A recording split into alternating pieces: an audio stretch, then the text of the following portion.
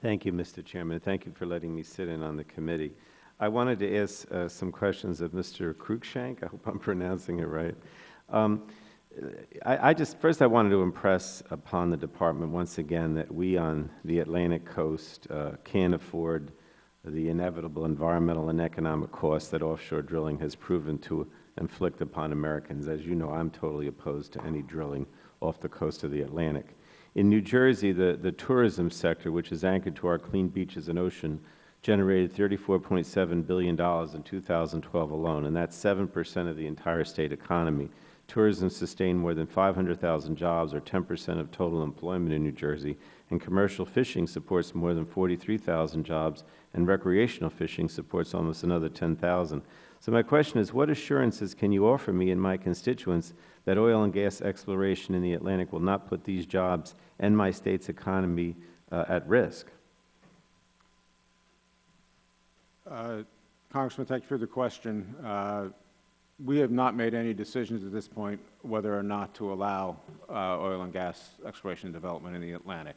What we are doing in this programmatic EIS is looking at seismic, and that sort of information will help us make decisions in the future about whether to offer areas in the Atlantic.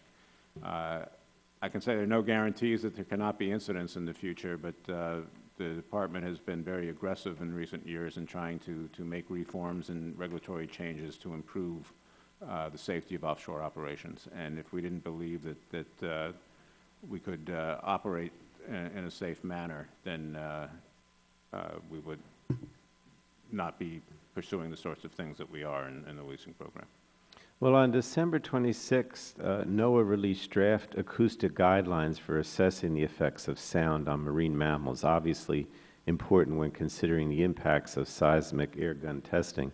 In July, when Secretary Jewell testified before the full Natural Resources Committee, I asked that she commit to waiting until these guidelines are published and finalized before issuing a final PEIS on this matter, and she said that she would consider my request after reviewing it with staff.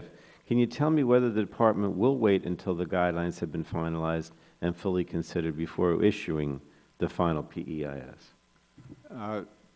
At this point, only part of the guidelines have been put out as a draft for public comment, and to my knowledge, at this point, there's no schedule for when the remaining parts will be put out for public comment or when any of those criteria will be finalized. So we are proceeding with publishing the final PEIS, but I want to make the point that this PEIS itself does not authorize any seismic activity, that each application will be subject to a site-specific environmental review and to authorizations under the Marine Mammal Protection Act that will be able to consider any new information, including the criteria, as they come out. Well, would waiting for Congress to adopt the recommendations of the Deepwater Horizon Oil Spill Commission before moving forward with any offshore oil and gas exploration be prudent and make it less likely that a spill would cause catastrophic damage? As you know, I've been pushing for those recommendations to be adopted. We're not getting much help, well, any help really, from the Republicans in the majority to accomplish that. So would it make sense to simply wait to adopt those commission recommendations before we move forward? We've been implementing as many of the recommendations administratively as we are able to, but certainly that suite of recommendations and where we are in implementing them and what the residual risks are all factors that the Secretary will consider in deciding in the future whether or not to allow leasing activity offshore in the Atlantic. Let me ask, because I only got less than a minute. Dr. Bosch, is that how you pronounce it? Bosch. One of the findings of that Deepwater Horizon Spill Commission was that there needs to be better science and greater interagency consultation to improve decision-making related to management of offshore resources. And the Commission recommended that Congress give NOAA a former consultative role during Interior's development of offshore drilling plans. Could you just tell us why the Commission made this recommendation, how you believe giving NOAA more of a formal role in statute would help lead to better decision-making? Yes, sir, simply because it is the federal agency which has responsibility for other important resources along our coasts.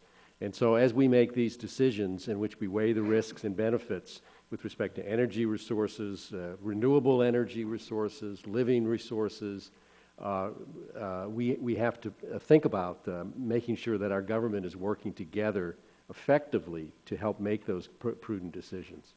All right. Thank you. Thank you, Mr. Chairman, for letting me participate.